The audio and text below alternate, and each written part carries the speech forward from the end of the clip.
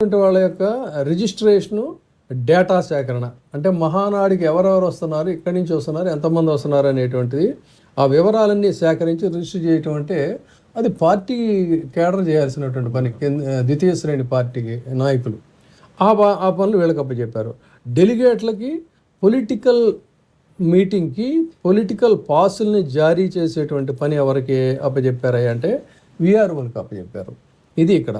తర్వాత సమావేశాల్లో వేదిక ఏర్పాట్లు, భోజన వసతి, ట్రాన్స్పోర్టేషను, వీటన్నిటి కోఆర్డినేషన్ కూడా ఎవరికి అప్పచెప్పారంటే ప్రభుత్వ ఉద్యోగులను విఆర్ఓలకు అప్పచెప్పారు. భద్రతా ఏర్పాట్లలో కూడా వీళ్ళ ఇన్వాల్వ్మెంట్ ఉంటుంది.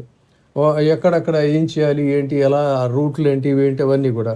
తర్వాత ప్రభుత్వ ఆస్తుల సంరక్షణ, ప్రభుత్వ భూములు, పాఠశాలలు, ఇతర ఆస్తుల వాటికంటే వాళ్ళకి అకామిడేషన్స్ అన్నీ ఇస్తారు కదా, అవన్నీ పాడు చేయకుండా పోనీ అంతవరకు ఏదన్నా పెట్టారంటే వాళ్ళ పర్యవేక్షణ దట్ ఇట్స్ ఓకే.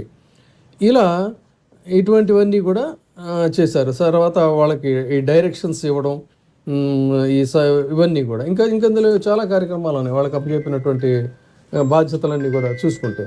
సో ఇటువంటి పరిస్థితుల్లో ఇక్కడ ప్రధానంగా గమనించాల్సింది ఏంటంటే ఇంత పెద్ద ఎత్తున అధికార దుర్వినియోగం చేస్తుంటే పాపం వాళ్ళకి ఇద్దరికి గాలిబానికి కటౌట్స్ పడిపోయి గాయాలు కూడా అయిన పరిస్థితి. అంటే ఇంత యథేచ్ఛగా వీళ్ళు అధికారాన్ని ఇక్కడ దుర్వినియోగం చేస్తున్నారు.